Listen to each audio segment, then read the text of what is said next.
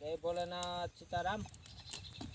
ગાજ સોળી કાલે કીધું તો ઉતારવી પડે ઊંડે, કારણ કે આ સિંગો ફાટી જાય, ફૂલ પાકી જાય ને. અને અત્યારે વાતાવરણ થોડુંક ઓલું છે, આજ થોડોક ભેજ આવ્યો છે ગાકા વાદળાના હિસાબે. નકર તો હા ભૂકો હતું ને એટલે સિંગ ફાટી નીચે દાણા કરી ગયેલું. કીધું એકવાર ઉતારી લઈ, પછી બીજી વાર તો અમુક સિંગું છે જઈને ફાલ આવે છે એટલે પછી વાદ લેવું, એટલે એકવાર ઉતારી લે. જો નેચરલ હાવ ગાય આધારિત સોળી છે આ કઠોળ શાક કરવા માટે. અને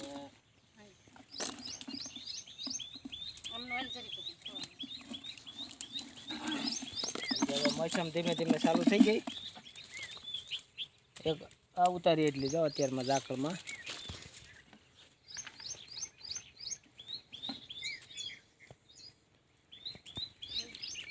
મોસમ થઈ ચાલુ ધીમે ધીમે.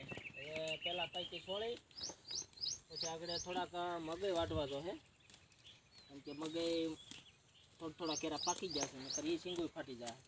ઝાકળ નથી આવ્યો, પણ આ પીધેલું છે એટલે આવ્યો છે. ના, ઝાકળામાં આવ્યો થોડોક ભેજ, બહુ નથી, પણ આ પાયેલું છે એટલે થોડોક વધારે આવે.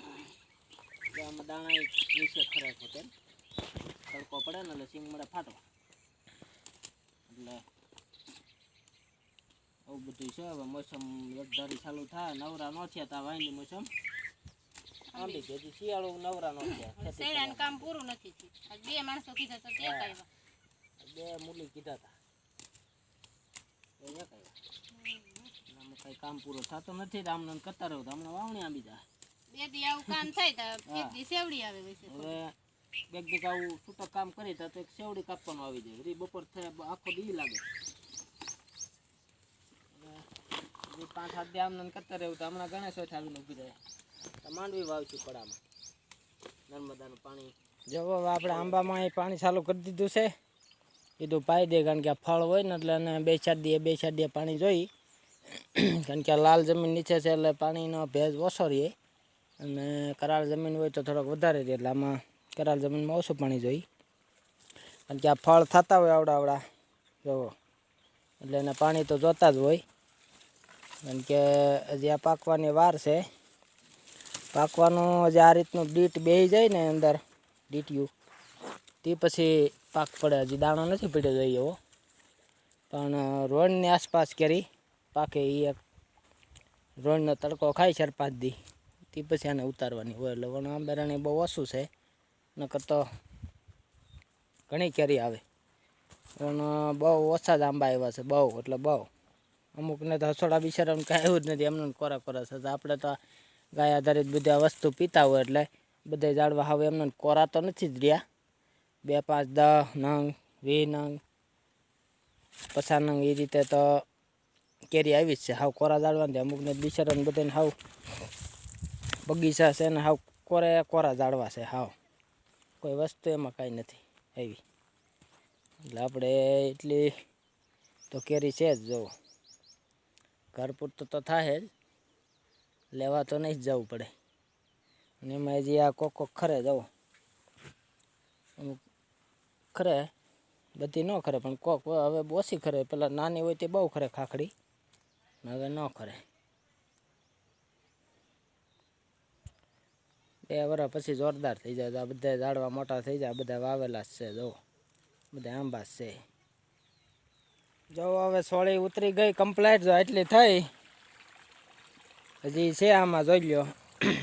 ગાય આધારિત નેચરલ પકવેલી, એમાં કાંઈ ઘટે નહીં. અને પછી કોઈ ભાઈને કોઈ કઠોળ લેવું હોય તો આમાં નંબર છે. પ્રાકૃતિક રીતે ગાય આધારિત પકવેલું વસ્તુ બધી. જે આ વસ્તુ છે, મગ, સોળી છે, અડદ છે, માંડવી છે, તલ છે, બાજરી છે, એ બધી નેચરલ આપણે ગાય આધારિત. કોઈ વસ્તુ કેમિકલ ખાતર કોઈ વસ્તુ નહીં આવે. એટલે કોઈ ભાઈને જો લેવું હોય તો આમાં ફોન કરજો. અને આંબામાં પાણી હાલે છે, કીધું પાઈ દઈ, પછી જાહે તલમાં. સહેલું પણ હાલે તલમાં, એવું બધું છે. જોઈ લો, હમણાં તાપે એવડો પડે છે જોરદાર. અને એ કુંડી આખી કમ્પ્લેટ ખાતરની થઈ ગઈ છે. રાત પડી ગઈ, રાત જાય એટલે કારણ કે આમાં આપણે બેક્ટેરિયા નાખ્યા હોય, 2 બેરલમાં બેક્ટેરિયા છે. આમાં છે ગૌ કૃપા અમૃતમ બેક્ટેરિયા છે ને આમાં છે ફૂગના બેક્ટેરિયા ઓલા બધાય. કે આ બધું કાસું સાણ ને ગૌમૂત્ર પીતું હોય ને એટલે જમીનમાં ફૂગનું થોડુંક પ્રમાણ રહે, એટલે એના હિસાબે બેક્ટેરિયા ભેગા દેવાના જ, એટલે એનું કામ એ મળે કરવા ફૂગ ખાવાનું. એટલે એવું બધું છે. અને વિડીયો સારો લાગ્યો હોય તો લાઈક કરજો, શેર કરજો, સબસ્ક્રાઈબર કરજો, જેથી નવા લોકોને મળે. કોઈ સાચું ખાવું, આપણે નિયમ છે સાચું ખાવું ને સાચું ખવડાવવું. કોઈ ભાઈઓને કોન્ટેક્ટ થાય એવો પ્રયત્ન થાય. જય ભોલેનાથ.